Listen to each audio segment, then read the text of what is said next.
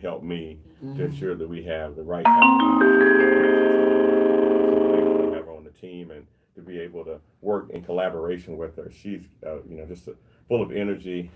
She obviously works still in government, but in her off time, she's able to kind of give me advice and input and just great energy. Right, and she ran against you in this election. Yes. And you're in the runoff and she's not. Yes. And I called her to get her up here to talk about what's going on in the world of politics. And she said, you know what? She said, I'll come up there and I have plenty of time to come up there. She said, but what I want you to do is invite Kwanza Hall up there because he is in a runoff and I'd rather you give him this time and I can come up there later on and we can talk about the runoffs that we have coming up in January, on January the 5th. But your runoff is in December, on December 1st, December right? 1st. So we're going to take a break and we're going to set everything up, these cameras and all that good stuff, so people all around the world can see Kwanza Hall, and we're going to let you have the floor. We're going to take that break, okay? Okay. Get yourself together, all right? I'm the Urban Sophia, hold it down right here on We Are Your Radio. We Are Your Radio. We are the home of the urban sound of pride. Come on, baby. Let's ride.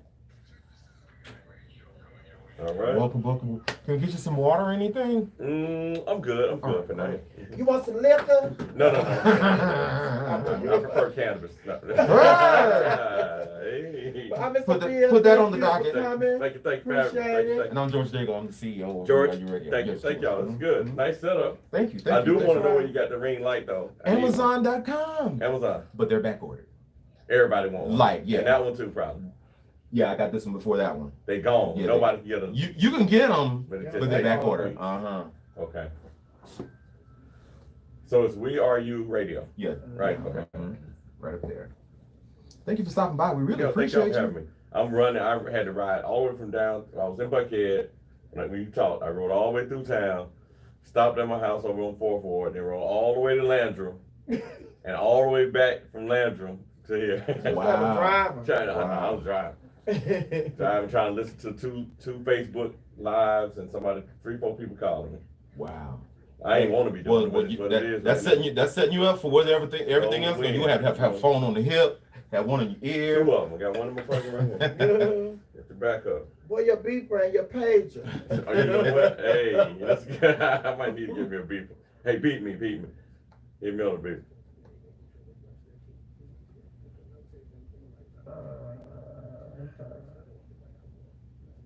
Appreciate y'all. We appreciate you. Thank you for coming through.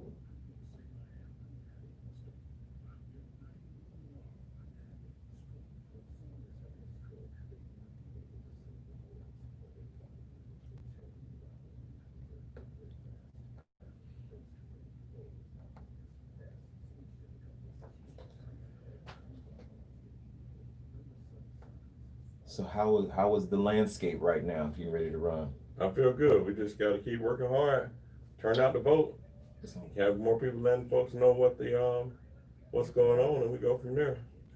I put it on Do Not Disturb. Did you put that on? You can find it. I didn't, but after we do this, I guess we can turn it off and for the next segment. Because I don't know how to do it. I apologize. I'm trying to be a better assistant, I swear. Don't fire me, Miranda. Don't fire me.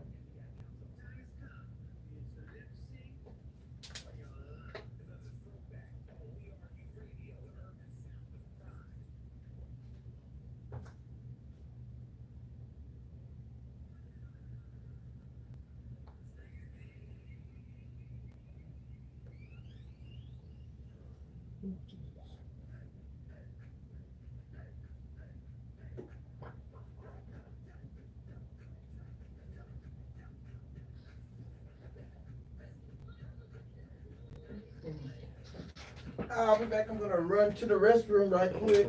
You need anything? I'm good. Okay.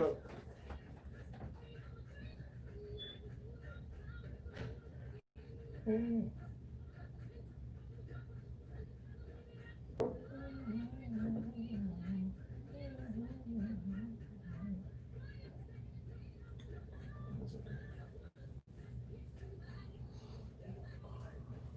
Do you have another interview after this? Yep. Okay. All right. So how long do we have you? What's the time? I think we said like 15, 20 minutes. Yeah. How long was the set? I mean, I can do one set. Yeah, we don't come back up until the next hour at 4:10, but we can go in a little bit At what, earlier. for what? 4:10. 4:10. Okay, oh, you don't start again till, we got 10 more minutes. And we go 14 Well, till actually, when? I'll talk to Miss Sophia. Okay. Yeah. Even if I slide out, Yeah. yeah. If I can go to no later than 4:30. Gotcha. Okay. Perfect. Yeah. Perfect. That will fit. And I appreciate y'all, but I do have to Yeah, we understand. be We 2 minutes late. understand. Before they close. Okay, while you over there dealing with that bank, let me tell you what I need you to do. Yes, sir. Go on over here and tell them to slide a little extra in my account. You know what? So let me tell you about this. That's how it works. They always taking money out of my account. Oh, they don't never let me move money nowhere else. What? Right. I'm just trying to tell you. And like I know. It's crazy. Yeah, exactly. I understand.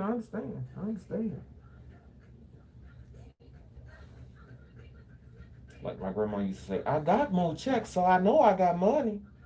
Yeah, I don't understand. Mm-hmm.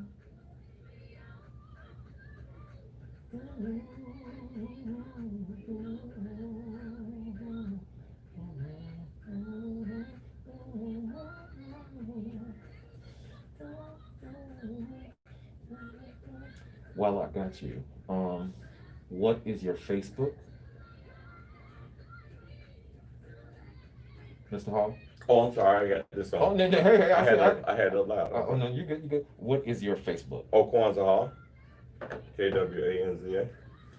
Let me take these headphones out. That's what it was. I had. No, you jamming it. You needed that break. I got you. Sometimes, just kind Zone out. And your Instagram? of at Kwanza Hall. Same thing. Everything is Kwanza. All Kwanza Hall. Okay, cool.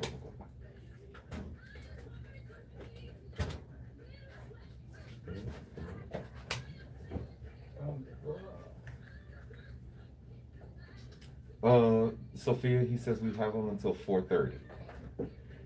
Okay.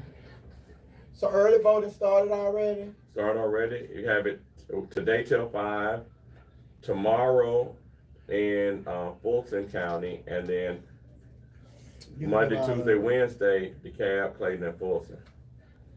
And the voting day is December 1st. December 1st. And you can still vote. The last day of vote, December 1st. December 1st.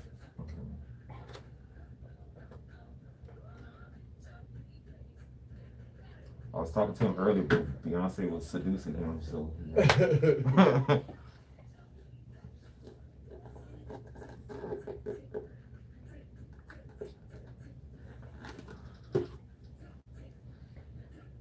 Now, all the AKAs showed up for Kamala. Are you a frat? No, I'm not in the frat. Well, you need to hurry up then. After frat. I'm just after frat. I get the after frat. You know what I mean? That was my friend was saying that you need to go and get in the frat. I'm like, Right quick. I don't know if I can do it in a day or two, y'all, but we can do it once I'm up there.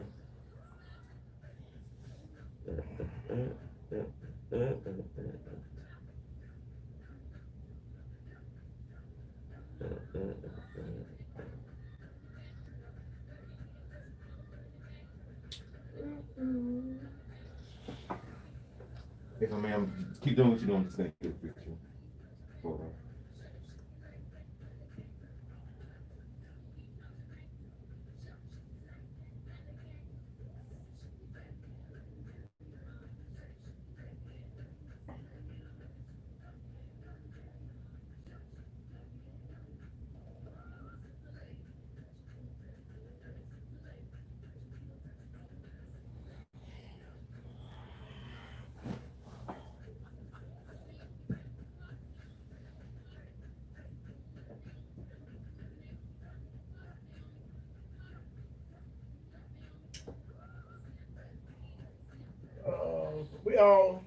We on YouTube live over there. Oh yeah? Okay. Yeah, so that one stays on. How many people on there?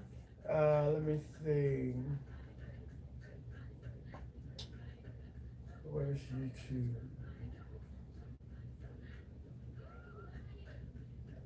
It's 24 over there right now. But we just turned it on. Michelle Kenneth, Lady Royalty, Michelle Coleman, Janice, Rachel, Dee Dee, Michelle Hollis, two Michelles. Michelle Clomer, what's going on? Hey, last night, those are my children. Out of sight, out of mind, Gavin, Shondo Clark, Alicia. Uh,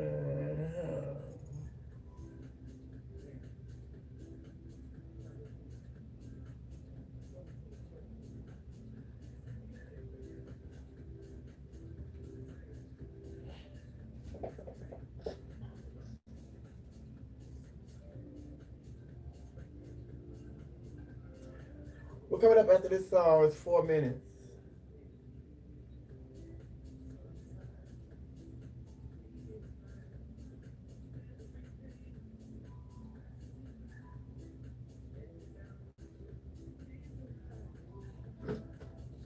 Come on.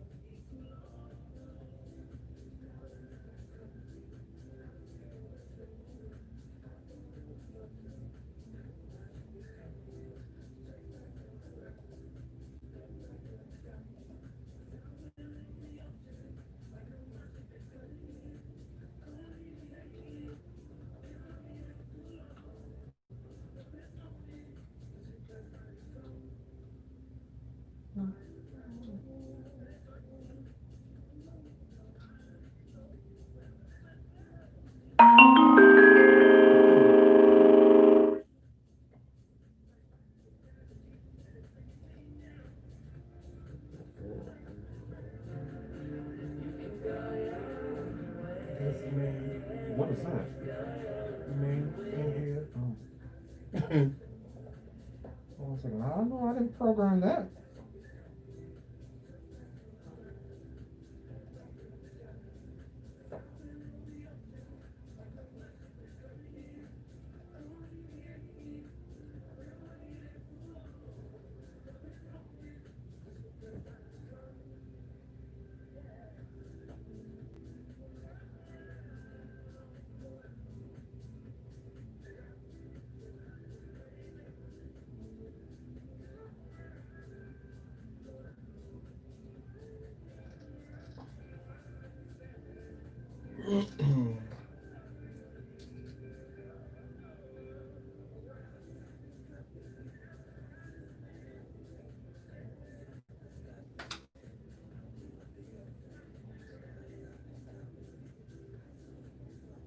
Two minutes.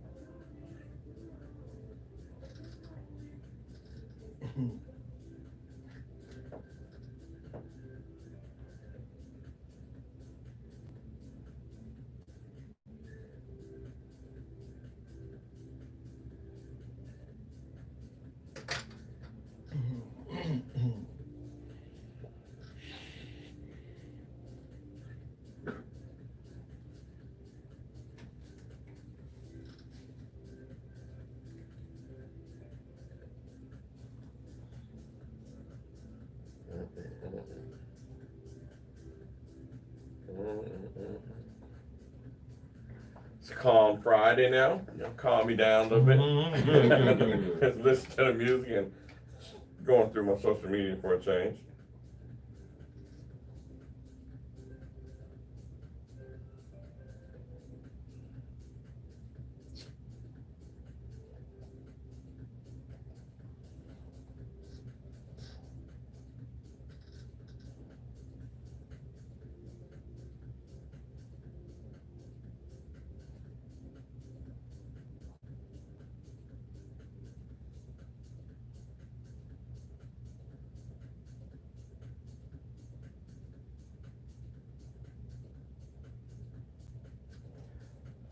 10 seconds.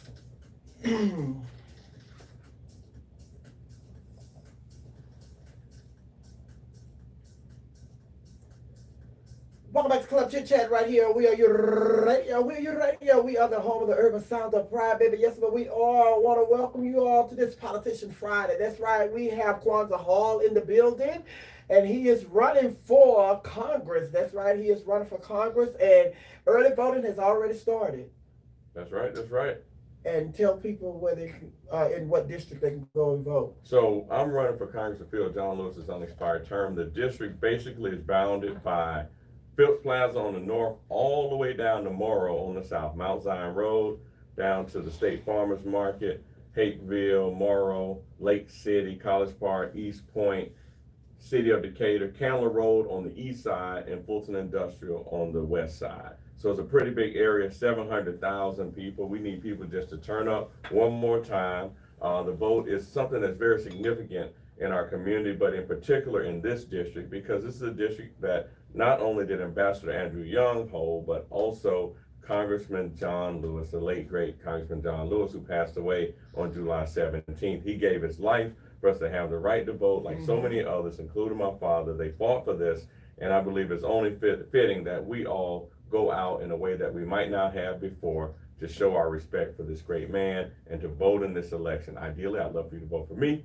but at least show up and vote, because it's someone who actually sacrificed for us, and a lot of people more than just him.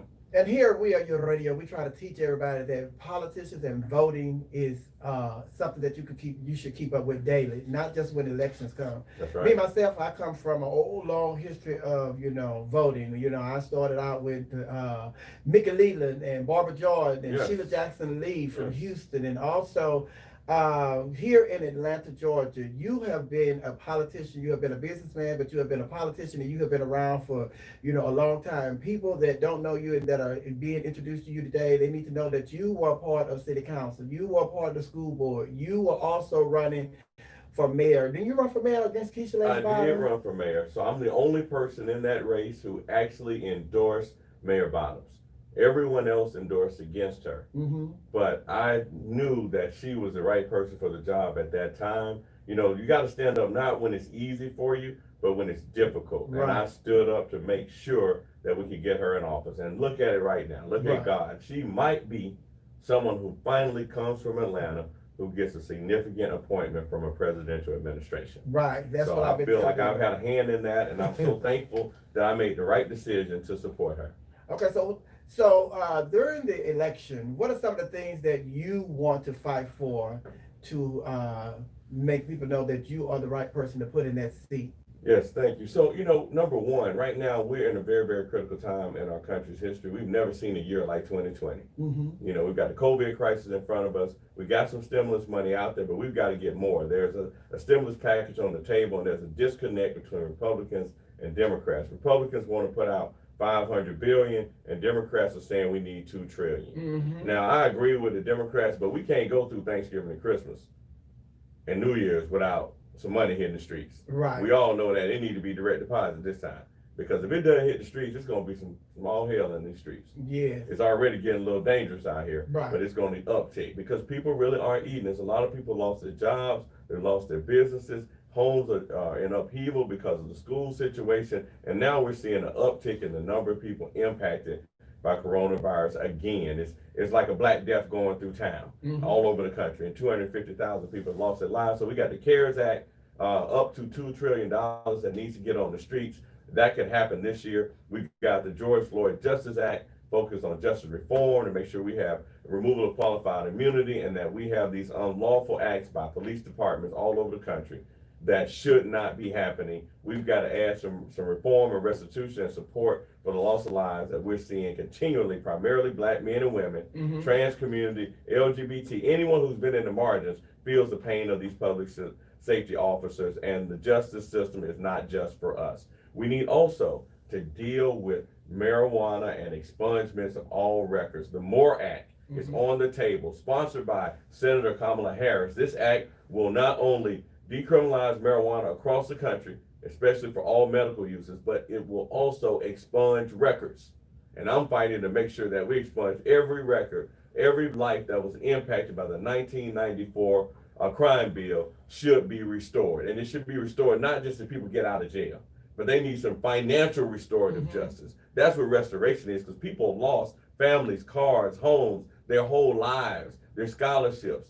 They lost a lot. Right. And we've got to bring that back and give that back. And that's the start of the reparations conversation. We get this done and we can move on to reparations. There's also something called the continuing resolution. You know, government shuts down every now and then when they can't agree. Right. So we've got to vote also in December around continuing the budget through the new year until President-elect and Vice President-elect Biden and Harris can actually get sworn in, and then they can navigate a little bit better. But right now we're in that in-between time. We got people don't want to leave, people trying to hold on to the seat, you know all that. Right. But we got to say, look, come on now, it's over, time to move on. But we need leadership in Congress, because it might come down, because of the contest in the 3 to 4 states where these recounts are happening, the audits of the elections are happening, that we end up having a contested debate in Congress and the Senate, and also amongst the electors, which includes electoral college and the Supreme Court. So there might be some all-out battle over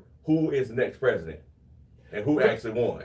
Right, but a lot of people have been talking about that, but I don't think it's going to get to that point, because what they're saying is that, you know, the people, there are laws, just like here in Georgia. They're talking about, we have certified our votes here in Georgia today. Yes. And the governor has until 5 o'clock tomorrow to agree with that and sign off on those Democratic electors. But it's just like there are laws in place to prevent all that from happening. And then it's just like the Republican Party, they are slowly coming around because they see that they're slowly coming around because they see that, even with Rudy Giuliani, what Rudy Giuliani did yesterday made him look like a fool.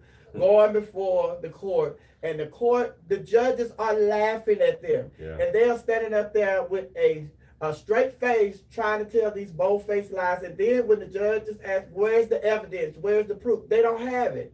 And then even one of the people said, we don't have to produce the evidence, we don't want to, and the reason we don't want to give you this evidence is because if we tell you these people who have came forward and gave us this information, then they will be harassed.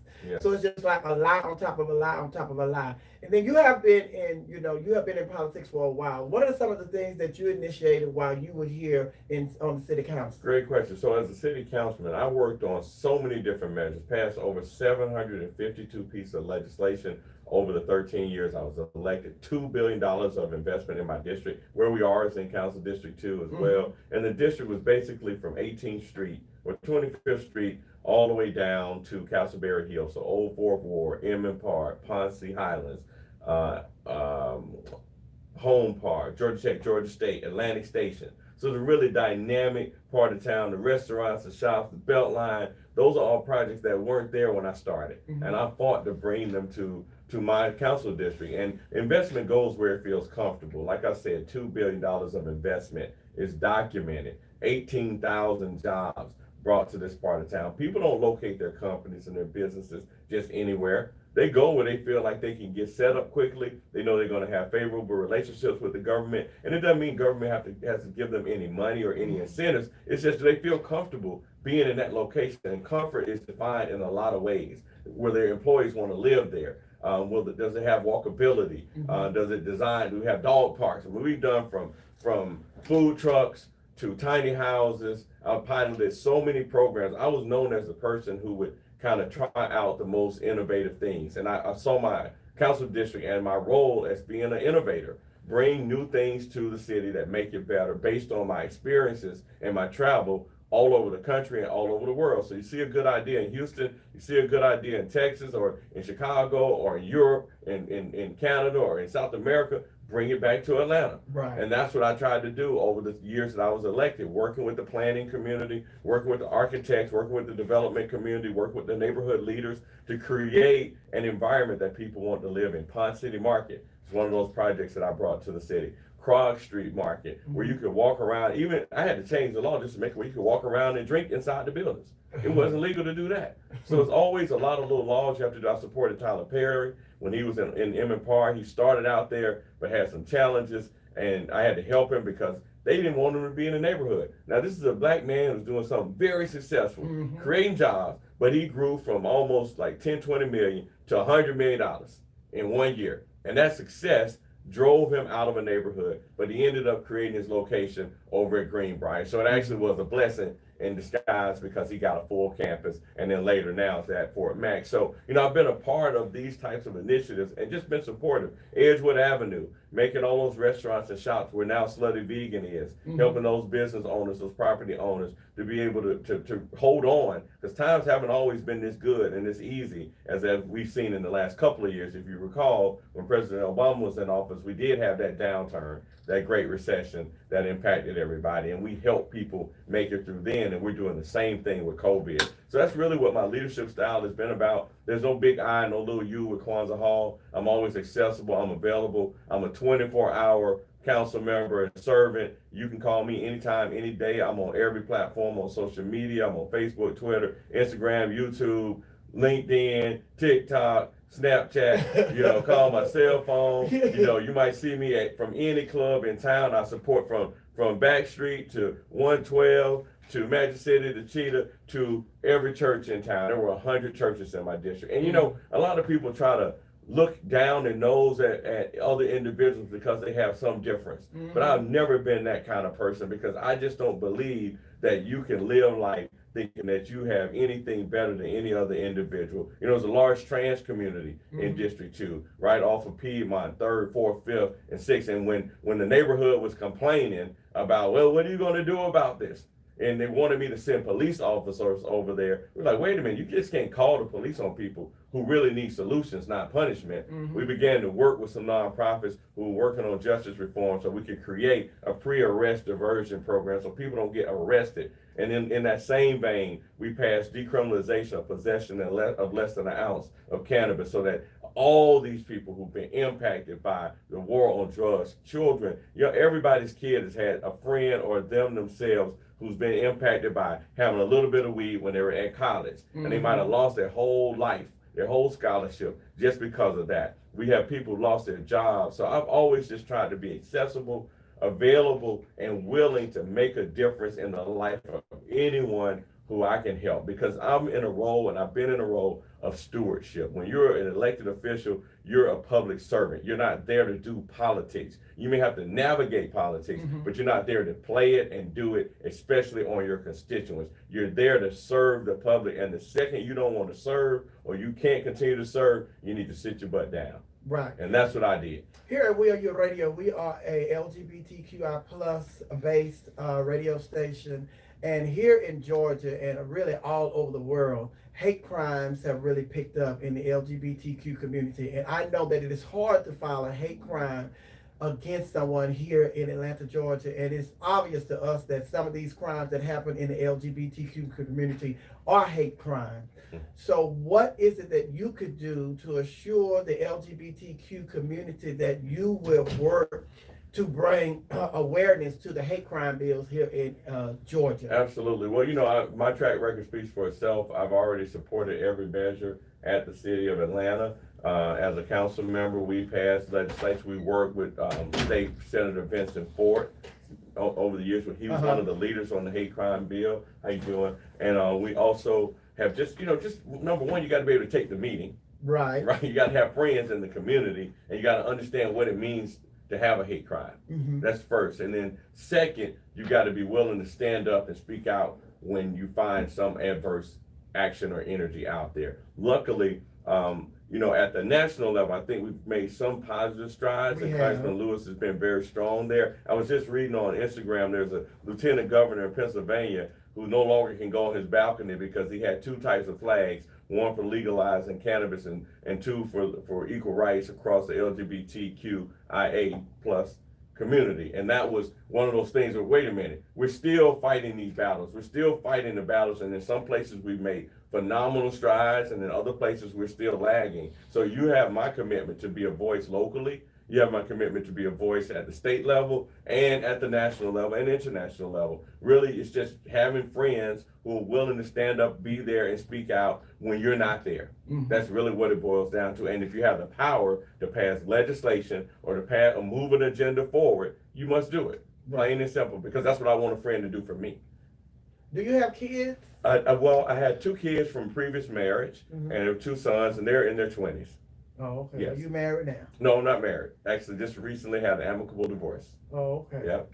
So what are some of the things that bring you joy? Bring me joy. So I love cooking. I love eating pomegranates this time of year. It's fall season. I used to love my grandmother's sweet potato pie. So anybody y'all know that makes good sweet potato pies, let me know. So food and family is one of my favorite things. I get joy out of connecting with new people. Mm-hmm. You know, I really do love meeting people. I don't know a stranger. I'm having a real hard time with COVID because I'm used to being out. I go to the grocery store 3 times a day.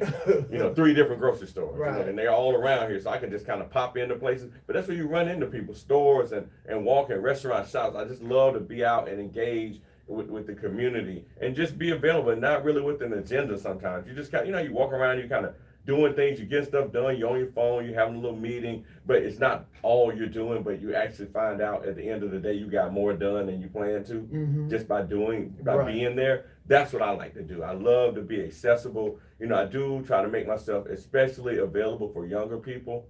I'm 49, I turn 50 next year, and a lot of people are like, well, Kwanza, why are you running for this seat, man? What you trying to do next? I'm like, look, I've served for 15 years. I just want to fill this gap. Now, if God has something else for me, I'm open to it, but I'm not trying to author the whole rest of my life to be a public servant, particularly elected. But what I for sure have to do is make sure that I help some younger people, that I mentor other people who have not been in politics, whether they're younger or not, but give some insights and share what I know. I learned a lot, and a lot of times we don't take the time to pass the baton and pass it on and help lift other people up. And then they make the same mistakes you made, or they make new mistakes that they don't have to make because you already know about that mistake, right? So I just want to be available to others. I want to be able to offer my knowledge, and for sure, you know, God willing, we win this election on December 1st. Of course, there's early voting through Wednesday. I will serve in DC, do my very best for District 5, and then, you know, spend some time, take a little break for a week or two, and then come back and figure out what I'm supposed to do next. And I'll pray to God and ask for some direction and ask Him to order my steps and take it from there. All right, our other guest, Linda Pritchett, she's in the building. I want to acknowledge her. Well, I'm going to be talking to her later on. But before you get out of here, I know that you are a proud product of Benjamin E. Mays High School here in Atlanta, Georgia, and you have made a lot of history yourself. And where were you and how did you feel when you received the news that we are going to have our first female sister, a woman of color, and she's going to be the first female vice president of these United States? Well, first of all, it's gone on too long that we haven't had this, number one, because there's obviously been a lot of qualified women, black women in particular, a long time ago.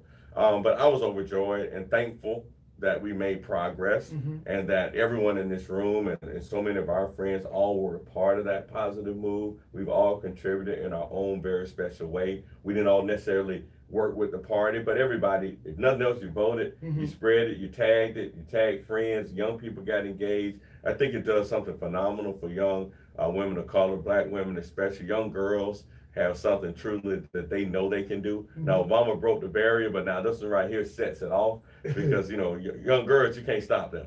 Right. And they're a little bit more aggressive than boys at a certain point. So I think we're going to see a whole lot new talent stepping into the fold across a lot of platforms, not just in politics, but in a lot of sectors. And you're seeing it with these companies now. In the last 2 weeks, I've seen so many people appointed to boards and positions and new CEO and new this and new that. So y'all just been waiting on the moment, huh? Y'all need the reason. So I think women have to claim this moment and run with it and never look back. Yeah. Okay. Now, before you get out of here, now Georgia turned blue for the first time since Clinton won. Yes. And then a lot of people are contributing Stacey Abrams and all the hard work that she put into the Democratic Party as a part of Georgia being blue. Are you in contact with Stacey Abrams? I am in contact with Stacey and Nikema Williams. I know them both. I mean, Stacey and I traveled to Israel together, and we both were German Marshall Fellows. And when I was a city councilman, she was also on the legal department at the city of Atlanta. So we have a long relationship. The same with Nikema Williams. We both worked together on Hillary Clinton's campaign. I was a fundraiser. She was more of a community engagement. She was working at Planned Parenthood. I was a council member. So the relationships are long with me in our community of elected leaders. And I have to say, I give credit to Stacey because once she offered herself up to serve and when she ran for governor, and that was a fresh new move. But then also she continued to fight. So I give a lot of credit to her, but there's many other people who've been working for years, in some cases generations, to see this change happen. And some didn't make it to see it, like Rita Samuels and Juanita Abernathy, and Coretta Scott King, and there's a lot of great sisters who fought for this, and they've been doing the work. Miss Grayboy, I mean, they were doing this work a long time ago, so we're standing on their shoulders and their work, and it just pushed it over the top. But we got a lot more work to do because those Republicans voted against Trump, but they didn't vote for Ossoff, right? And we've got to still get them to also vote for Warnock. So this is still the work that we've been talking about. It needs to be done between now and January 5th. But one of the ways to gin up more votes is to get people engaged to vote in this December 1st election. A lot of people think it's not an important race, and I'm like, wait a minute. So when you talk to your children and you offer, or your cousin, you offer them to taste broccoli or something like that, it takes about 10 times. And then when they try it, you can't get them to stop. You just had to add cheese or something, right? But it's the same idea. It's a lot of people who have not participated in the voting process for a variety of reasons. Why don't we give them one more chance this December 1st? We should be using the same amount of power. I mean, I'm seeing flyers and mailers and stuff go out. It's like there's not even a race. Upcoming runoff. And it says December 7th is the day that you get to register to vote. No one's saying there's a December 1st race. I have a real problem with that. I think that's either intentional or unintentional voter suppression. And which goes back to what I was saying, that everybody needs to keep up what's going on in politics every day. Just like when the new Jordans are coming out, you need to know every time there's an election coming up, you need to participate. I don't care if we're just elected a dog catcher. That's right. You need to vote for dog catcher, because later on that dog catcher may try to run for city council or maybe one for the school board or something like that. So you never know what that dog catcher will end up when it comes to politics. But I want to thank you for taking the time out of your schedule to come up here to We Are You Radio, and anything that we can do for you to help you, achieve your goal and to replace the remaining term of Congressman John Lewis, then you just reach out and let us know. But everybody, this is Kwanza, the holiday. Your parents named you after the holiday? They named the holiday after me. No, I'm just joking. No. I was born in 71, and the holiday was started in 66 by Milana Karinga out in California, Dr. Karinga. And he was a professor at Berkeley. But my parents were really, really pro-Black and very into self-determination by the Black community, and made sure that I was born with Kwanza. And back then, Kwanza wasn't a cool name. I'm just gonna tell you. It took until I was about 12 for it even to be normal. You know what I'm saying? People were like, what kind of name is that? You from Russia? You Polish? I mean, I was like, no, it's an African name. Africa. Why are you African? You know what I'm saying? That wasn't cool, but it was something I had to grow through and grow into, and it's turned out to be a phenomenal blessing. I'm thankful that my parents gave me this name as a birth name. All right, everybody, this Kwanza Hall. You can go and cast your vote today because early voting has already started. He is running for U.S. Congress District 5 right here in Georgia to finish the seat that was occupied by Congressman John Lewis. So thank you for coming once again. Look forward to you going to D.C. real soon. Thank you so much, and I'll be back. I'll be back as Congressman, God willing. I just want to show you this flyer with all our endorsements, and of course we have the endorsement of Congressman John Lewis's son, John Miles Lewis. I mean, of course, he's in mourning, but he was willing to step up and offer his endorsement. He said Kwanza Hall is the right choice right now. I'll leave this with you as well. All right, I appreciate it. Thank you. And I just want you to know, you are the first politician that we have had to come through. Really? Yeah, we have reached out. Linda's the second, and we reached out to Warnock, and we've reached out to John also. So we're just waiting to hear from them as well. But thank you. I'll be back. And good luck with everything. God bless you. I'm Sophia, holding it down right here at Club Chit Chat on We Are You Radio. We Are You Radio. We are the home of the urban sound of pride. Come on, let's ride. Let's ride. Thank you, great job. Thank you so very much, sir. That's good. It's a shout. I put some on Instagram real quick, on my story. I'll get you on. Is it Mrs. Ms.? Hey, how you doing? Linda, how you doing? It's good to see you. I'm sorry, y'all. Y'all get my posterior for a second. Okay. You ready? Oh, you ready? Yeah, I'm ready. Okay. Well, let's get one. Can we get one, both of y'all together? Okay. And then one of y'all individual. I know they're gonna call about it, but it's all good. Echo said, why you in that picture with Linda Pritchett? That's a good look. That's a good look. Here we go. And that's one picture. Give me another one. Oh, that's great. One more. I would like to say three. All under the mask. Now I'm gonna get you by yourself. Okay. Let me take Well, one I'm more. going to the Well, that's nice. You can take them without the mask since you're there by yourself. There you go. There you go. There you go. All right, real quick. Real quick. Beautiful. 1, 2, 3. And 3. Thank you, sir. Let me get one with you, a couple Okay. with you. Now you put your mask on. I don't want to talk. I don't want Let to me talk come about back. it. We'll do one without. They can Okay. trip about that All mask. right, okay. All right, here we go. Oh, that's beautiful. That's nice. Here we go. Come on. I like to do 3. All right. I gotta do one with the mask. Did you want one? Yes, yes, Okay. please. Do one. I'll do one. I'll do one with both of y'all at the same time. How you gonna be able to do with the mask? It's most of my brother and my mom, really. What's the good about Here it? you go. That way I look skinny.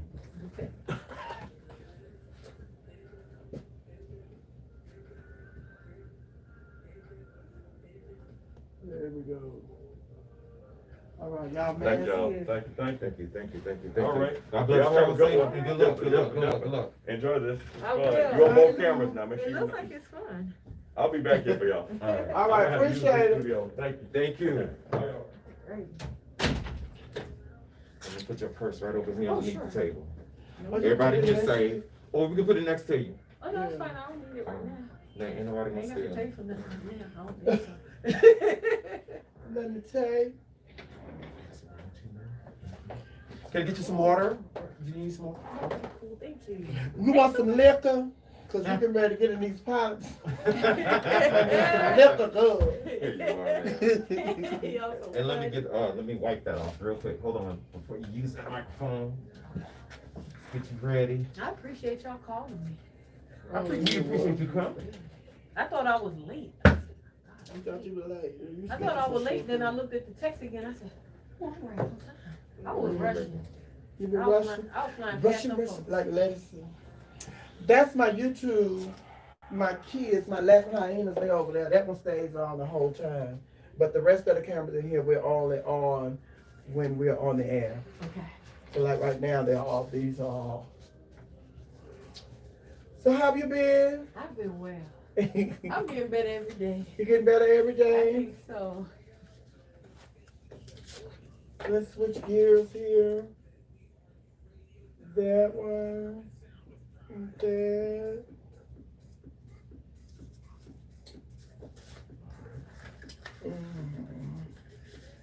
I had to make sure I came in fresh.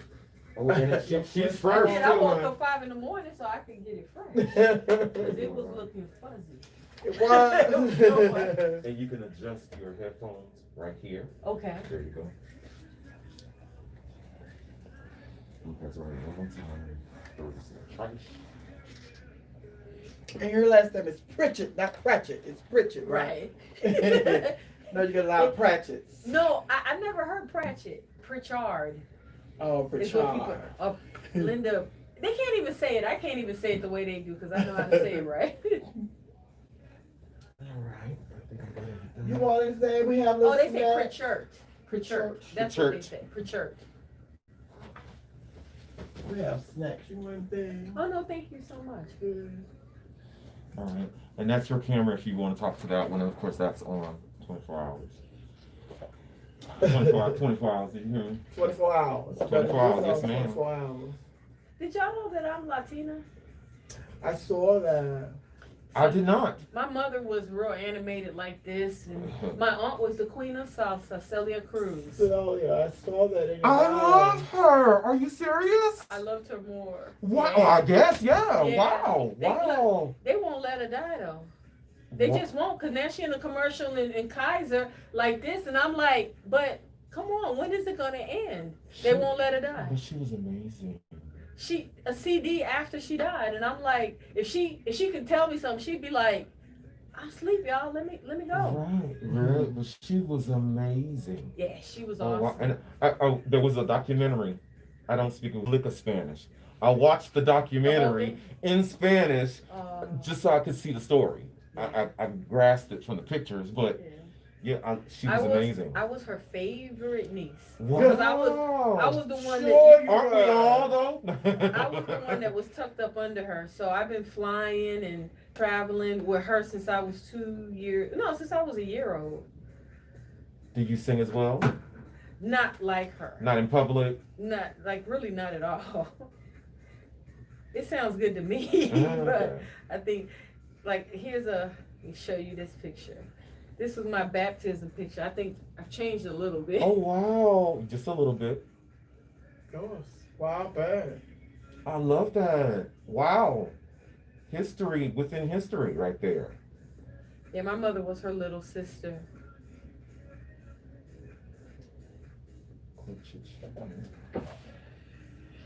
All right. What time are we doing our next one, baby?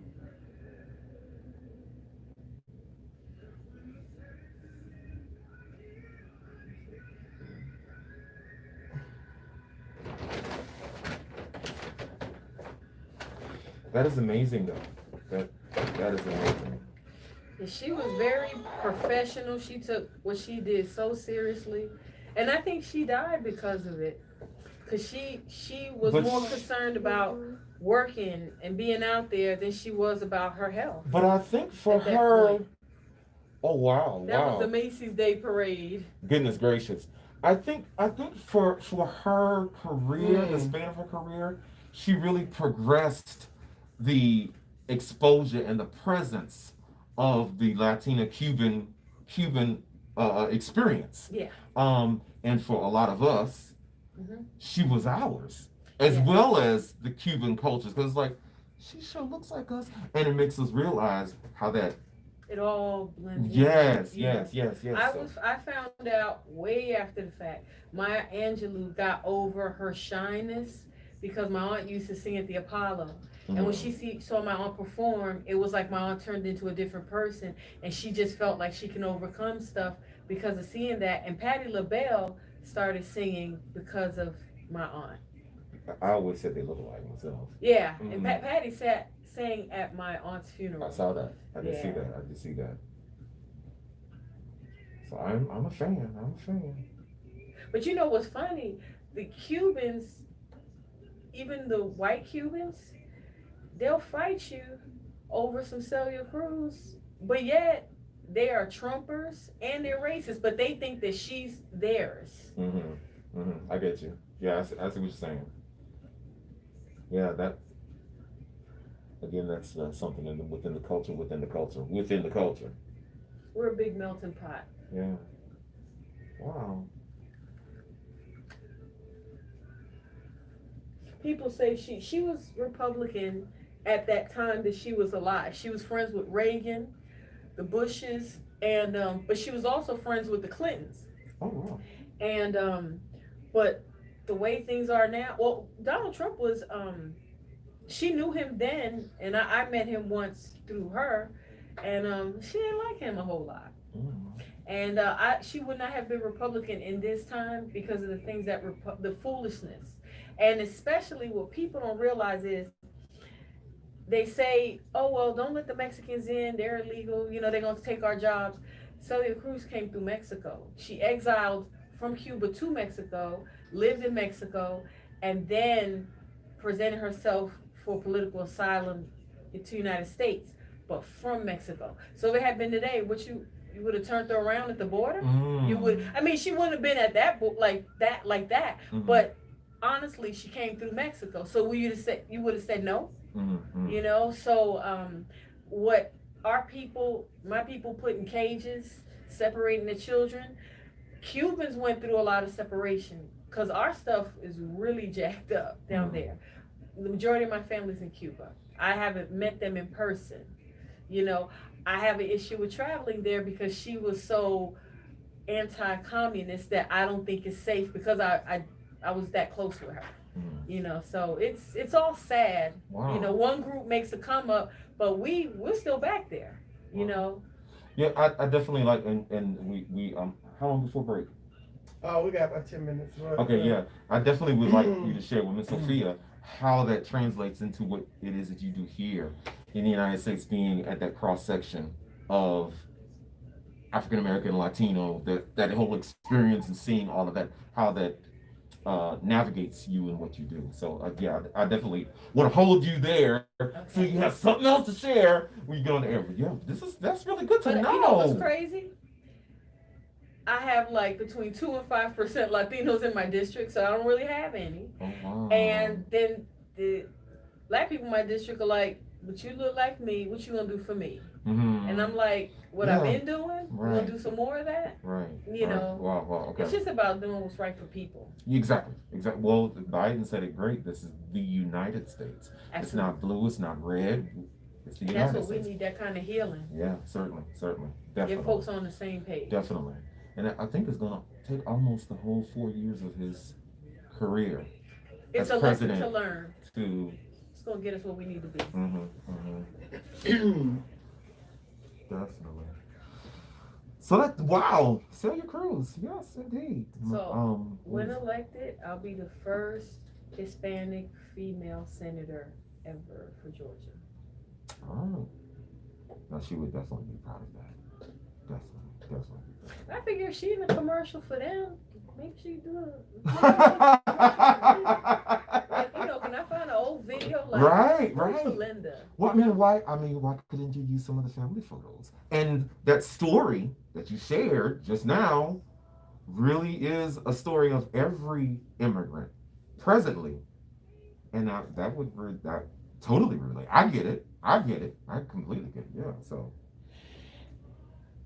We're coming up in 3 minutes. 3 minutes. 3. All right. Let me get your social media. Okay. Hey. What was it, baby? I think it's Vote for Linda. Vote for Linda. Everything. Yeah. Facebook, Instagram. Facebook's Vote for Linda. Instagram is Vote Linda Pritch. Hold on, let me just get it all because they're gonna flash up on the screen. Oh, okay. Vote for Linda. I think that brings you to the right place. And then I'm only typing it in, so hopefully it's right. And what's the other one? The Instagram. The Instagram is Linda B Pritch, Pritch.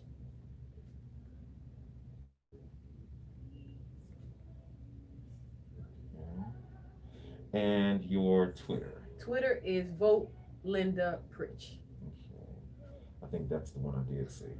Vote Linda Pritch. That is one of my favorite Christmas songs. Vote Linda Pritch. Okay, great. So now I lose. Thank you. Because they'll just flash up on the screen when you are talking. I need one of those things. Mr. Hall said the same thing when he was here too. I sure do. With Amazon.com. Yeah. And well, this one was a little more pricey. This one was like $19.99. Yeah, I need that one. Yeah. I got $20. We gonna need it. I like it. I gotta get me one. I'm gonna learn how to do all this stuff. You know what? It has been. I'm gonna learn how to do all what stuff. How to do commercials. Well, I'm gonna teach you on the radio. I'm gonna tell you on the radio. 1 minute. Okay, great. I'm ready.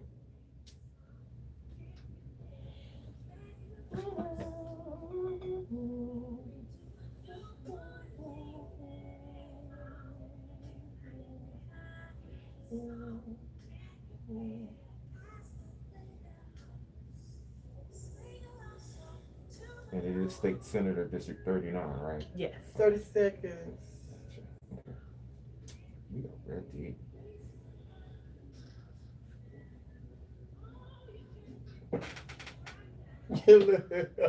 I'm like you. I'm like, where my headset? I'm looking, following the card. It's like, oh.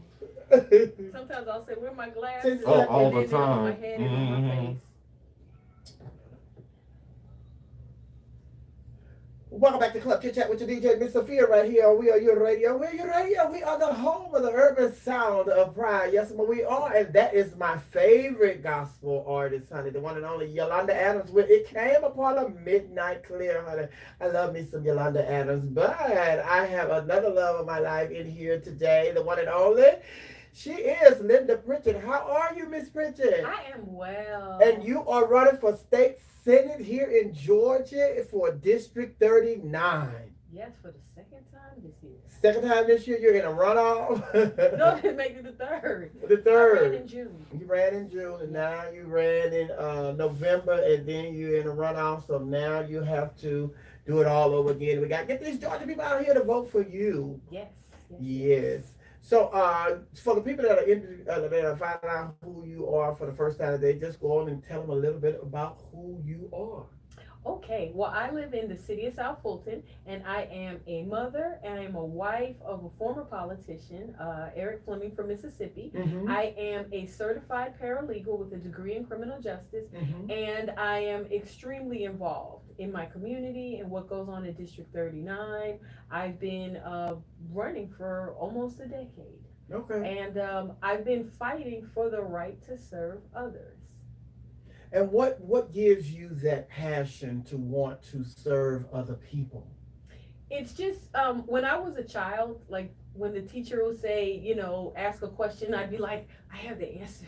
I know. And so it's just feeling like I have an answer, I have an idea, I think I can, help contribute to this. So I feel like I really have something to offer based on what I see and what I don't see being done in my district. So the thing about it is, here in Georgia, we turned Georgia blue for the very first time since '92 when Bill Clinton won, and they have certified the votes here in Georgia, and now they're saying that the governor, the governor is supposed to certify the election, accept the election outcome. He's supposed to sign off on it tomorrow by 5 p.m. So you're running for state senate here in Georgia. So what are some of the issues that you think we have here locally in Georgia that you could help bring about a change to?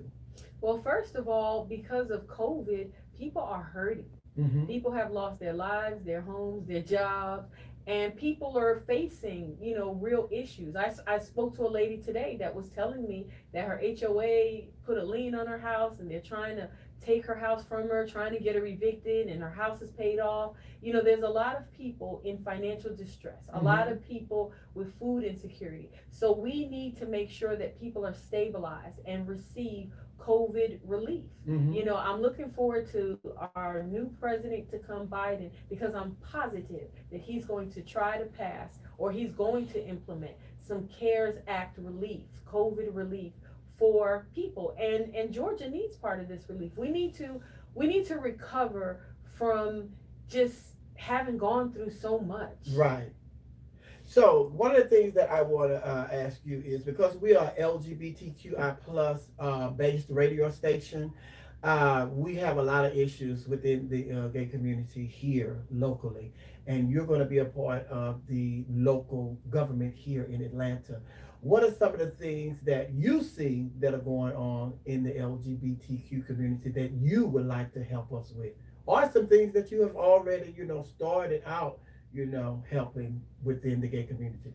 Well, we want to make sure, I know that healthcare is an issue, making sure that everyone has access to affordable healthcare, that people are not discriminated against, that people have the same opportunity when it comes to, professional, being in what type of jobs you're able to get, I think just making sure that things are fair. Mm-hmm.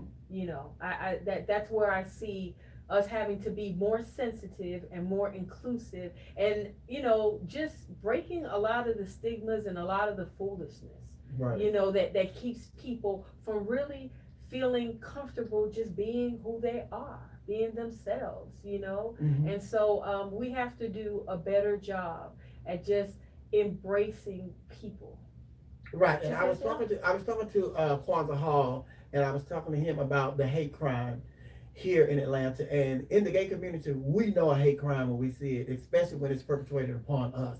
And it is hard to file charges against these people who commit these hate crimes against gay people. So, as a state representative here in Georgia, what change can you bring about to make sure that the hate crime law and the bills here in Georgia stick when there's a hate crime that has been committed? Well, first of all, the hate crimes bills that we have in place, they don't have enough teeth. They were just, Pacifiers. yeah. Well, it was Vincent Ford's intention to make them strong, but in the process of trying to pass them, it got cut down, and things got taken out, and it needs strengthening. But one of the biggest issues we have in Georgia are not necessarily the laws that are on the books, is the enforcement of the laws. Sometimes people don't want to enforce laws, and some people don't want to observe laws. So we just have to make sure that there's a mechanism in place for reporting, a mechanism in place for people to keep track of when things are happening, who's turning the blind eye, who is abdicating their responsibility, because people need protecting. And speaking of which, because we've had killings here at the hand of police officers in Atlanta, right after we've had national killing of black men, at the hands of white police officers. What can you do, or what change could you bring about to make sure that police officers are held accountable when they do wrong, just like regular citizens are held accountable when they break the law? Well, first of all, the police should be accountable because they are bound by their standard operating procedures. A lot of the stuff that we've seen in these hate crimes that police commit, they're against their own procedures. It's just those officials that turn the blind eye. And so the qualified immunity that they have is something that we voted on, and that bill passed where they won't have qualified immunity, but we have to work with prosecutors and make sure that prosecutors are advocating, that we're advocating properly for our victims, and that prosecutors get it, the district attorneys get it, district attorney, the lead head prosecutor. And we have to make sure that our police chiefs, that our commissioners that hire them, that our city council that hire them, that they understand these things. And I think that when the public starts understanding who has the authority to do what, and then when you start coming at them, that's when you get the right responses. Because going to the governor with it, he has nothing to do with that. But when you go to a police chief, when you protest, a police chief, when you protest to the city council, to the county commissioners, and it's back to enforcement, But here's another thing that's really surprising that goes over people's head. Who's on these juries? Right. See, the jury's supposed to be a jury of your peers, but it's a jury of the people who vote. And typically, who votes all the time? Not us. I mean, I'm not saying that African Americans, or minorities don't vote and are not super voters, but not in the same level as. Right. What you're saying is when they go to pick out these people that are going to sit on these juries and stuff, they look at who's voting and who's voting, constantly, not somebody that vote every now and then. Right. So I get it. So we're going to take a break, and we're going to have come back, and we're going to have more conversation with you, Miss Linda Pritchett. Welcome back to Club Chit Chat, everybody. I'm your girl, Miss Sophia, hold it down right here on We Are Your Radio. I'm sitting in the studio with the one and only. She is Linda Pritchett, and she is running for State Representative District 39 right here in Georgia. State Senator right here in Georgia, District 39. Come on, baby. Let's ride. Not a representative, honey. She's a senator. I'm running for senator. But these juries, you know what? I'll tell you one thing. They never pick me for a jury, because they pick me for a jury. I don't give a damn what they say. Guilty. At least some of us are pulling for you here in the city of South Fulton. Thank you. I really appreciate that, because that's where I live. That's where my heart is. I actually have 3 benches on Old National, because they used to take the shopping cart from Walmart, drag it across the street, and then just sit on it, because Marta didn't feel like giving us any bus stop shelters. So I put some benches there, and then when Marta saw it and saw that, hey, people like sitting down like regular human beings, then they started building shelters. But I'm very invested in my community and my city. When the city first formed, I ran for city council, but I didn't beat them, so I joined them. You know, I have a great relationship with my council person, but they have council meetings that last till 1 o'clock in the morning, and that was in person. And I would sit there because I want to hear firsthand, what are y'all talking about? I don't want to hear what people have to say, oh, this is what happened. No, I was there. I saw what happened. You know, so I'm very invested in South Fulton, and I appreciate all the support, all the love that people have for me in South Fulton, because I'm working hard here, not just for me, but to be able to do stuff for my community who has been underrepresented for a long time. Okay. Yes, Juan. Yes, only when we are live. So when we're in the break, we're not live on the We Are Your Radio app, but we are live when we are live. You get it? Did that make sense? When we're live, we are on We Are Your Radio app and all the other apps that you can get us on. Spotify, radio.com, radio.net, all of those others. But yeah. But we have a lot of work to do here. But Stacey Abrams, she did the thing, baby. She turned Georgia blue. She and a whole lot of other people, you know, have turned Georgia blue. They hot about it, baby, but they have to get over it. Because we're blue. Like your lipstick. That's why I put it on. So I knew I had these Democrats coming in here today, so I went on through all my blue dress and my blue lips. I just didn't have time for my blue nail polish. I was trying. Now, I noticed I the was pearls. trying. Are you AKA? No, I want to be one day. They will never let me in. Like, I get elected, so they just let me in. Did you pledge? No, I wanted to. You I wanted wanted to to. pledge? I'm a cute sweetheart. That's about it. But when I was eligible to pledge, I didn't know that I was eligible because I was too busy just trying to get them grades. You know. Okay, I know that's real. What's more important? You finna get out of here. Who is this? It's your girl, Mr. Pitt. No, it's your girl finna get out of here. You know, you, Must need it. Migos finna get out of here. Y'all got 15 seconds. Oh, I'm laughing because we get ready to go to the 5 o'clock hour. And they're gonna cut is it them 5 off. o'clock already? Goodness gracious. Yes, time flies when you're having fun. Yes, indeed.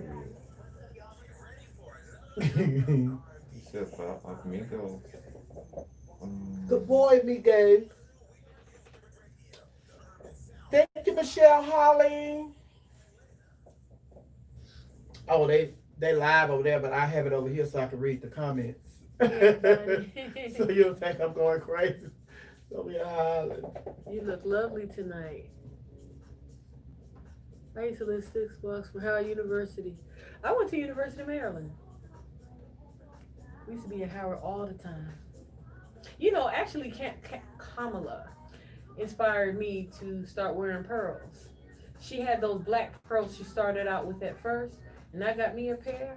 And then I wanted to get them in all colors. So I actually have a rainbow pair of pearls. I should have worn those. See? Somebody just said Brian Kemp and SOS Secretary of State are having a press conference today at 5 p.m. to announce both are to certify the votes, and Trump not happy with that on Twitter. They certifying my election. My election is held up because of all this nonsense. So that's why we only have 3 days of early voting, and my election is in what, 11 days? Wow. We hustling. Hustling. We hustling and we rushing. But people know what we trying to do. So, Every day you hustling. Yeah. Now, how Kwanza was talking about how most people are kind of skipping over this one, like they don't see it coming up, or I there's think not it's enough silly. information going out, like they were for the. Well, you know what the problem is? The problem is that the mainstream media, they pick what's sexy to them. And this is too much to explain. I've had to explain it a million times. The unexpired term for John Lewis. And they're like, what does that mean? Somebody has to sit in that seat. Yeah, and they don't understand that. But the problem is who you getting it from.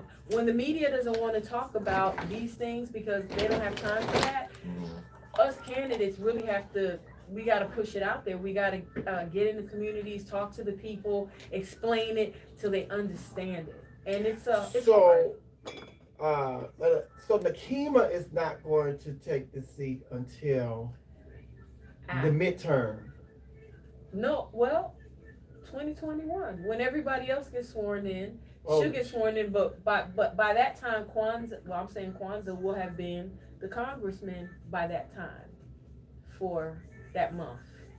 Oh, so it's just He comes for, yeah. It's like, you know, just filling the empty space until the new one Tell me comes. come in. See, Right. and I thought this was like, so he's only gonna be there for. It's like the interim congressman, right? Right. But see, the thing is, when he comes in, they gonna come in heavy. They have to pass that COVID act, the stimulus. They might have to vote on whether the country's gonna get shut down or not. That's some heavy duty stuff to But vote. they're not gonna do it. They're not gonna shut. America's not gonna shut You know down what because the problem America's with too money. America? She's money driven. But you know what the problem is? What we're not doing? What? We're not doing contact tracing, and we're not doing proper quarantining. You know, we got an app on the phone that says contact trace. Like you press this button, and if you press that button, it'll tell you if you came in contact with somebody that had COVID. We don't want to use it. But the thing about it is that I was telling everybody because over in China they don't fool with currency. China, everything is on their phone. Yeah, we're trying to. And what they do is, it's just like all their money, when they go to the grocery store, wherever they go, and they have to pay for something, they have to, it's on their phone. We're trying to So then it's just like they have this app on their phone that every time they go somewhere, tell you where you're at. they have to scan a code on your phone or something. That's the big And brother. it'll tell you if you've been in contact with somebody that has now We have tested that app. positive for We have COVID. that. We have that app Yeah, on they our do. phone. We just don't want to know. Trump don't want to know. His app will blow up. He's a super spreader. Yeah, Okay, the can whole we- White House is a Can zone. we talk about it? Seriously. No. And then he done put. You saw that he put another fence in front of his fence. He got 2 fences, 2 layers. For a couple of months, he gonna get all up out of there.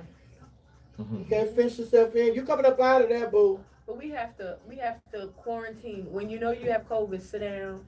Don't come out. Just let that go. But you know, here's the thing, and it's an unfortunate reality, but there are people who are in a situation. I have only one income. I know. If I don't go to work, don't nobody eat. But that's part of that. The legislators need to have something for those people, because especially like minorities that people that clean toilets, clean chicken, work at the chicken factory, they have to go to work. They got nurses that they're saying, well, if you got COVID, just work another shift. It wouldn't be me. Right. Yeah. Yeah. But the thing is, we have to be able to. First of all, people didn't even get unemployment straight up for When they had unemployment. But we right. have to do a better job at this. So we have to have money set aside for people that test positive for COVID to be able to stay home with COVID relief. And have COVID care. COVID care, Exactly. medical attention. Exactly. And that, well, I guess I don't know if this is a question that's too early, but when we talk about the COVID care, again, when you are the only source income and you can't afford health care, then there's that situation again. I gotta go to work. But when it comes to How long COVID, for the break? everybody should have health care.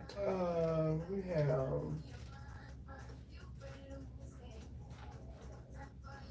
about 6 minutes. 6 minutes. Study fresh. Y'all, Stop it. That's when you know you're from the hood. I'm from New York. when you know what comes after that, you're from the hood. We See, play- vote for Linda Pritchett. We played that at my Sweet 16. Oh, see, now you telling 6 everything. minutes. We're gonna delete that. No, but yeah, I remember. No, I remember going to the skating rink. And that was the place on the weekend. What did they say? Yeah, that was like, get ready, let me refresh your arm.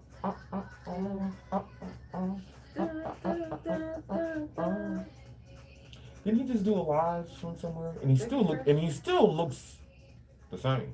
Like he has not aged. No, but hold up. Here's another one. Whose house Ron's house. Okay, took me a minute. I'm at that age. Peckers. Ron. No, fell down. I was horrible. I was like, dude, okay, get me to the hook. I got the hook. To the hook. Get me Oh to my the God! Hyenas!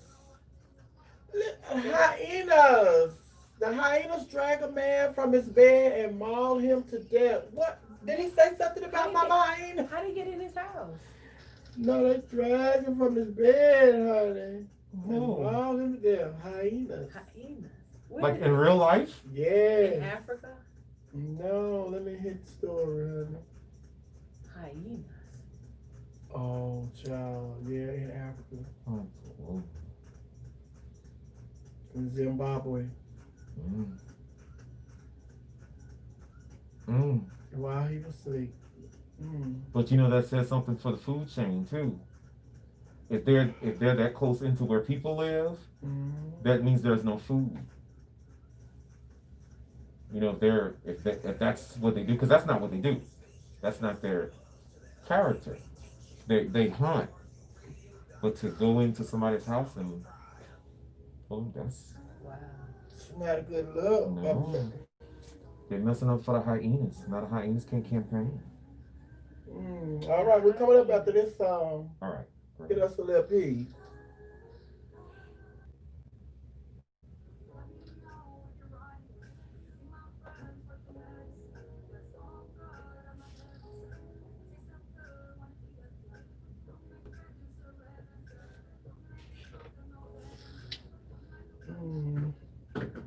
Let me see, honey. And thank you so much for coming. We really appreciate it. Oh, no, Yeah. I It's been an appreciate interesting it. conversation. Really. While we wait on this song, can we get a picture? You sure? Yes, let's What's do a that. picture? Don't get my feet. Look, I wore my sparkly shoes for you. Right, here we go. Oh, that's good. Let me get a little bit back so I can get the sign. Sorry, you guys. All right, one more. Let me try this way. Okay, that's nice. Here we go. Great. Thank you. Thank you. Thank you for coming. Oh, absolutely. Oh.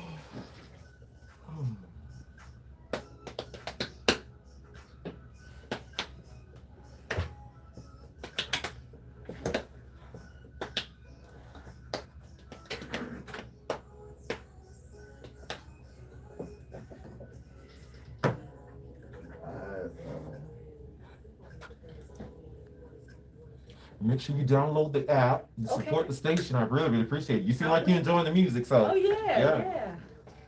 You know, somebody was telling me earlier today that people don't watch television like they used to. They don't pay for cable anymore. They're doing a lot of streaming, a lot of internet stuff. So. Yeah, I'm that person. You know, like I don't even really watch cable. I pay for it, but I don't really. I watch CNN. I watch CNN in my sleep. Mm-hmm. And you know, more people watch CNN now because of Trump. Because every day it's like The Young and the Restless. It's something new. Like what he did today. You know, either CNN or I found out on Twitter. You know, What you say? I said CNN, people are watching it now because it's something new every day, some nonsense. Yesterday, Giuliani he came out dripping. But I want you to ignore all that. Everything that's going on in the White House, but I just want them to ignore that and focus on Joe Biden and Kamala Harris and what we have to do because it's just like he's upset, and the more attention they give him, the more he's gonna lash out because that's what he's been getting for the last 3.5 years. The attention and free publicity on all the airwaves. So now that it's just like it's Joe Biden. If it's not Joe Biden on television, it's Barack Obama promoting his book, and he can't stand that. So he got to do some ignorant stuff to get the attention. But when they ignore him, he'll stop. We got to get T-shirts made to say "Mute Trump" with a Twitter with a line across it. We just need to mute Trump in real life. And that 1 minute 30 seconds. That might be impossible after he leaves the White House. After he leave the White House, he going to the big house. Hopefully. Mhm. They need to get him. That's why he's fighting to try to stay and do what he can to stay, because But he you wants know to stay there so the statute of limitation will run out. But, But it's they- not gonna happen. But they coming for Ivanka. They come for all the kids. They come for all of them, because all of them are part of that foundation, and they've been swindling that money and Paying through that themselves. foundation, honey. So they all know Melania's gonna be like, I didn't know. I should she's be a Russian spy. Ladies and gentlemen, the They get opinions of those on They this. get Melania too. She's a Russian spy. 1 minute. Melania, the Russian spy. She'll write a book. Mhm. She can pay his bail money. No, the day after he. This is like a nightmare. This is almost like the Freddy Krueger. Like, am I awake? Am I awake? I'm trying to wake up. Hi, Jayla. 30 seconds.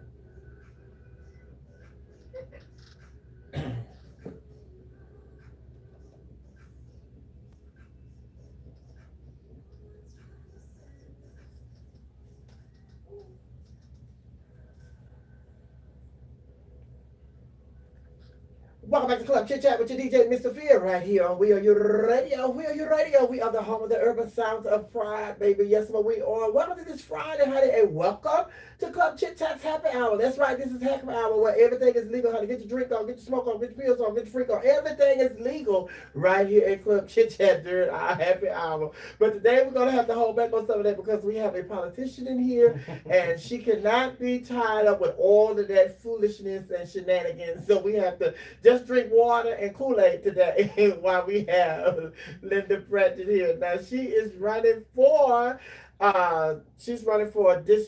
state senate, District 39, right here in Atlanta, Georgia. Yes, state senate. She told me, baby, I'm not running for a representative. I'm running for senate, state senate here in Georgia, District 39. How are you so far? I'm doing good. You doing good? Yes. Yes, you are. I'm doing better now than I'm with y'all. Y'all done made my day. Oh, we appreciate you coming. I want to send a shout out to Keisha Wade. Keisha Wade put us in contact with you, and she's a great person. She's a great friend. I've been knowing her for a while. She's been doing her thing, and she's still working on some other things for me. So I appreciate everything that Keisha Wade that she is doing. So you are running for state senator here in Georgia, District 5. 39. 39, that's Kwanza 5. Kwanza 5, you 39. Yeah, see, if I look down at my notes, see, I'm a thespian. I just want to remember my lines and my script. But yes, District 39. So what are some of the things that you have on your agenda when it deals with the LGBTQI plus community? Well, we were talking a little bit earlier about, the laws regarding hate crime. Mm-hmm. I want to make sure that it's specific, not to just be generalized and say, oh, no, that doesn't include you or in this circumstance. We have to, tie that up. And we also have to look at making sure that we have health care that's accessible, affordable, and available to everyone. Now, I know when you started your conversation, I was saying introduce the people to who you are and let them know about, a little something about you. You stated that you are married and you have kids. What are your thoughts on gay marriage? Well, I think that people should be with who they want to be, who makes them happy. Mm-hmm. And the crazy part about it is that when you're in a marriage, and let's just say, and you're in a gay marriage, and something happens to you and you go to the hospital, you want to be able to sign on some papers. You want to be able to say, hey, this is what my husband wishes, or this is what my wife wishes. And so without the marriage, you don't have the legal right to do that. You also, if one passes on, then without all these different loopholes. So people have a right to be with the ones they love. So that was the issue that we had in the gay community, because we have friends, not just people, but we have friends who were in long-term relationships. But because gay marriage wasn't legal and one of the partners would pass away, then the family would come in and take over the possessions that that person left behind. So what is it that we could do or you could do that make sure that because they already talking about the Supreme Court being stacked in DC. Part of the reason they want to stack the Supreme Court is because they want to overturn gay marriage. So what is something that we could do here in Georgia to make sure that the gay marriage laws are protected? Well, the first thing is whatever they do on the federal, of course, normally it dictates what trickles down to the state, but we just have to make sure that we stand up against the state, on that issue, and make sure that people know that it's a community that has a strong voice that matters. And then you also have to equip yourself legally and know how to have that little power of attorney. Oh, you said I can't sign here? Voila, here you go. Yeah, I'm signing that paper anyway. And make sure you have your power of attorneys, make sure you have your will and your estate and that type of thing in order as plan B, because folks get slipped. And that's how y'all smart. Now, a lot of people in the gay community, they have their own biological kids, but there are some gay couples that want to adopt, and there are a lot of politicians and people who are in powerful places and in powerful positions. They try to block the adoption of kids from gay couples. What is your stance on that? I have friends that have had children within their relationship.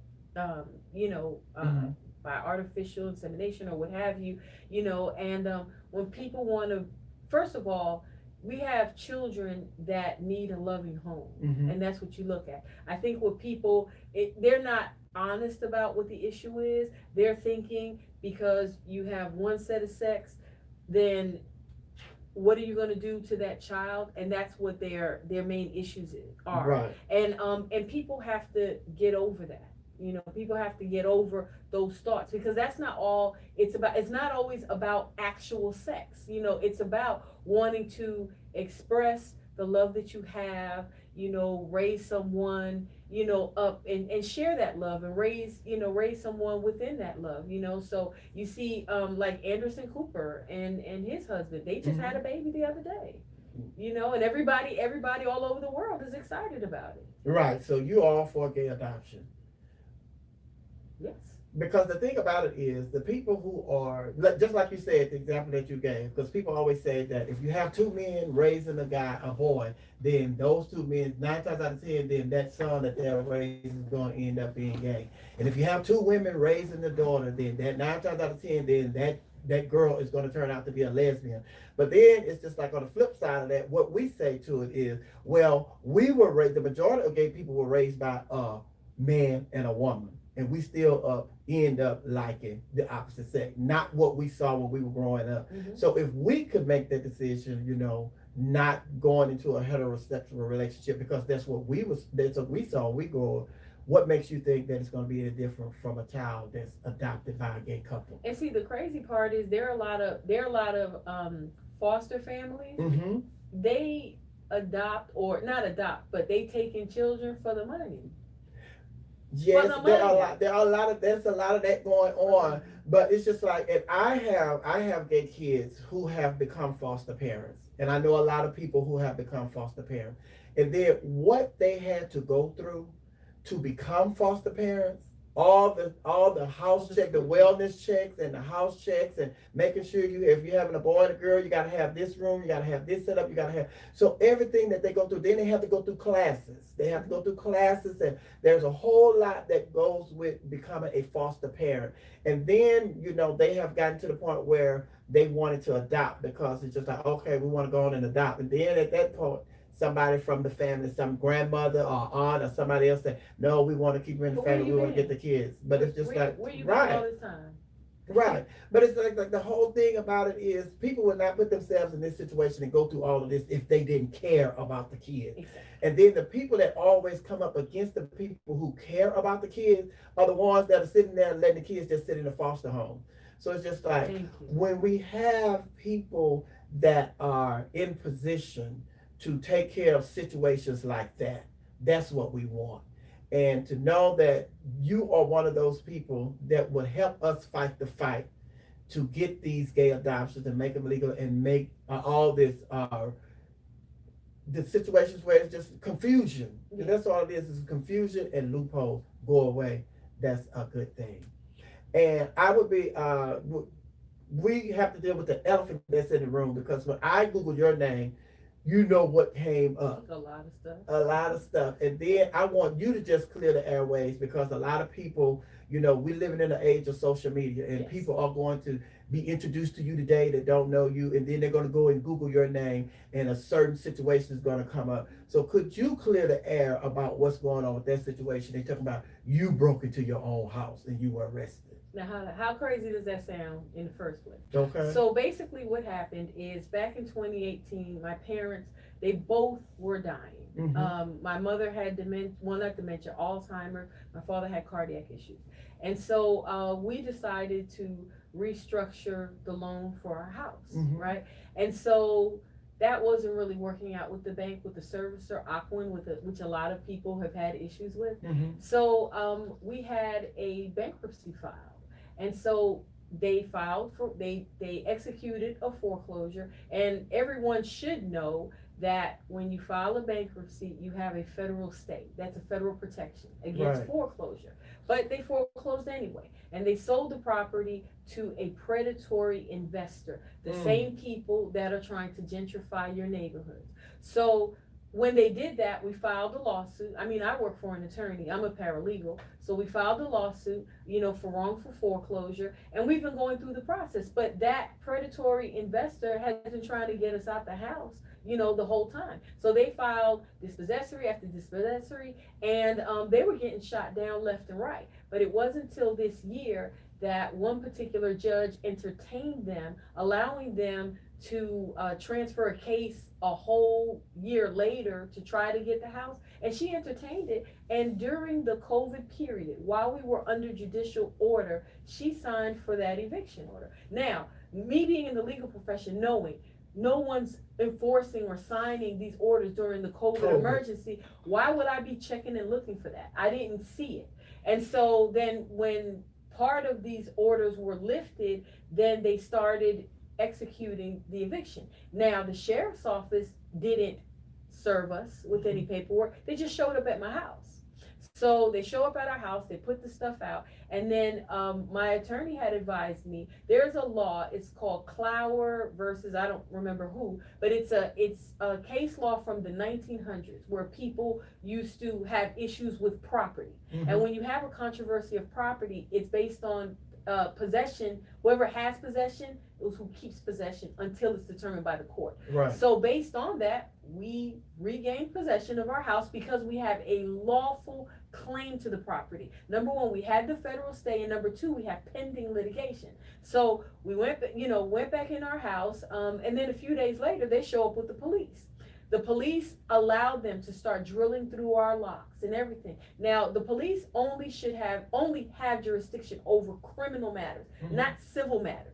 When it comes to baby mama stuff, oh, he took my this and he owed me $20. That's a civil matter. You have to go to the court. They only deal with criminal. But those people, which they were white,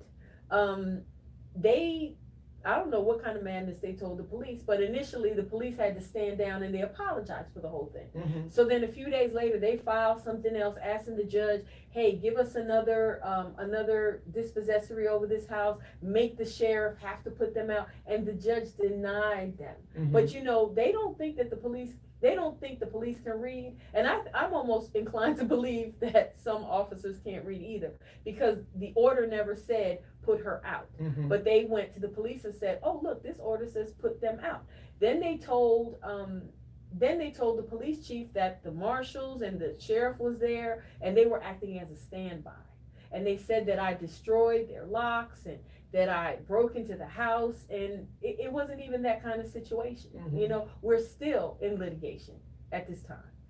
So basically at that point, they decided to arrest me because I knew my rights and I was just asserting my rights Mm-hmm. as, someone in the midst of litigation. And when I got arrested, I hadn't even reached the police. I hadn't reached the jail, and it was breaking news on every TV station. Who leaked that? the police. And this was politically motivated just to embarrass me in the middle of a campaign.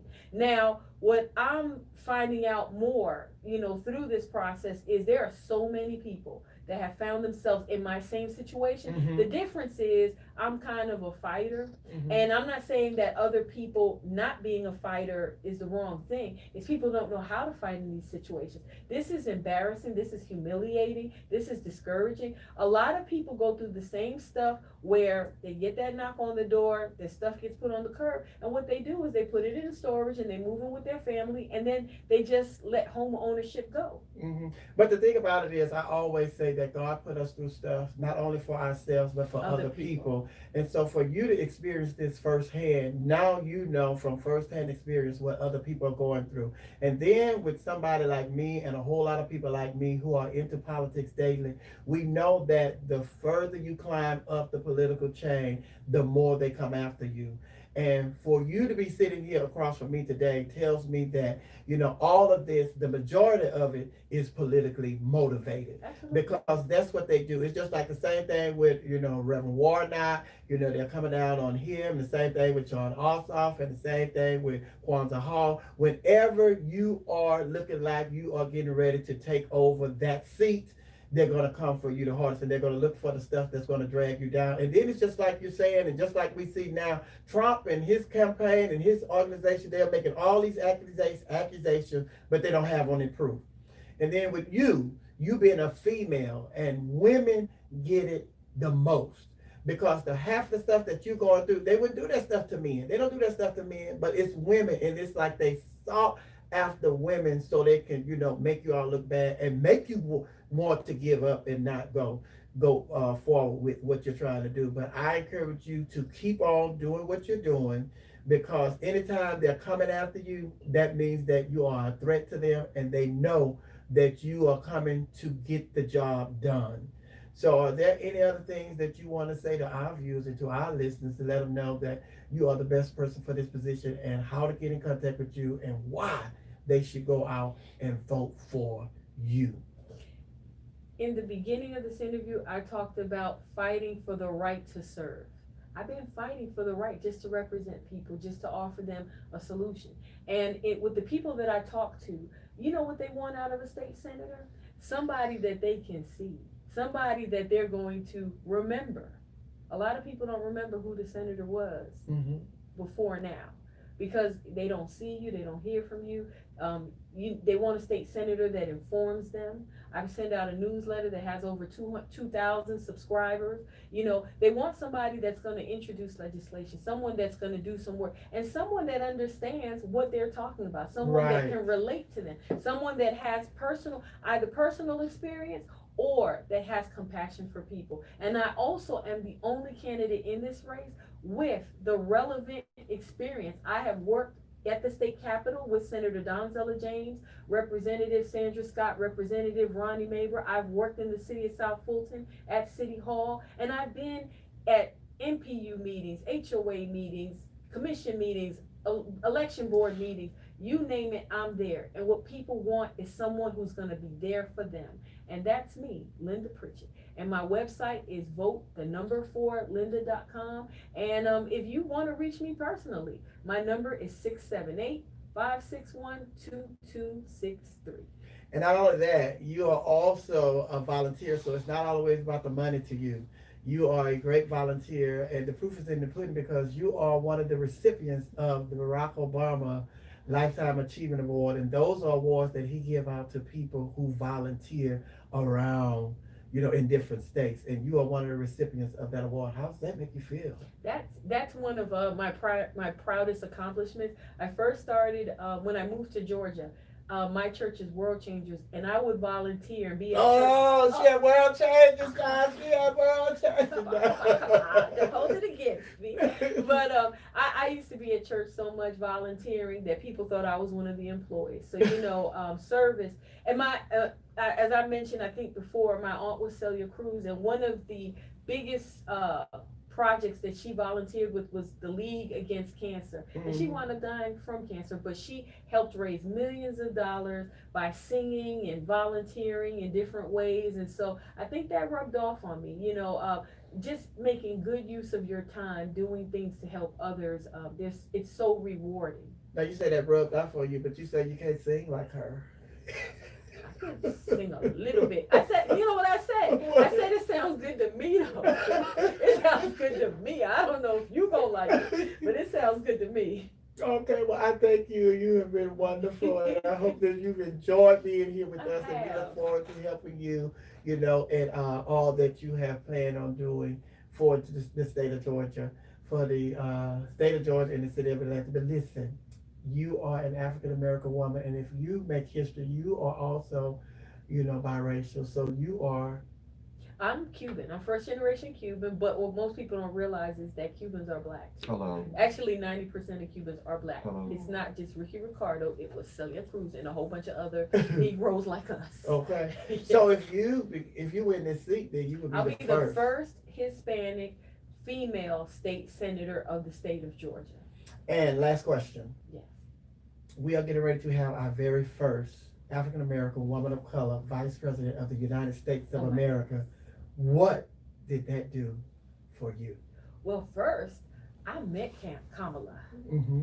and I love her because she's so authentic, she's so real, but she's so tough, Mm. you know, and she's very focused. So I'm so inspired by her that I'm wearing pearls these days because of her. Pearls make every outfit look good, even a T-shirt. It makes it pop, you know. But she's a great leader. She's strong and she can hold her own, and she's definitely the right person that we need. I'm so thrilled, and it helps with our identity. It just helps us to know that we broke through a threshold that people have reserved for only certain people for so long, and I'm just excited to see how she's going to preside over the U.S. Senate. Okay. This is Linda Pritchett, and she is running for state senator right here in Georgia for District 39. Now, I know I said that was going to be the last question, but this is the last question. I want you to tell me, what is your favorite food? Pizza. And Oz Pizza happens to be my favorite place. Seriously, I'm from New York. What you expect? I'm from New York. Pizza. Oz Pizza is my favorite. If I ate pizza every day, I'd be about 5,000 pounds. But I tried it. All right, I love you, and God bless you with all that you're trying to do, and I look forward to you coming back and being a part of our We Are You radio family. Are there any questions that you have for us? Oh, You. Yeah. Okay. No. No. It's no ma'am. No, No, I'm ma'am. just kidding. No, ma'am. No, I'm just kidding. All right, and Kamala, I'm gonna put a call in for you because I know you want to be an AKA girl. So I'm gonna put a call in for you. Although I'm a Delta, I'm gonna put a call in for you. Okay. All right then. Woo. I'm just gonna be Sophia holding down right here on We Are You Radio. We Are You Radio. We are the home of the urban sound of pride. This is Passive. Look, I can roll my tongue like you. Arroz con pollo. Yes, yes. She said, I said, I can tell Kamala you get your AK, I'm a Delta. You said, oh, you are? Hey. Like, you're a Delta? Thank you, that was great. But Magnificent. Deltas are so politically engaged. Yeah, Deltas but I hold it really, down.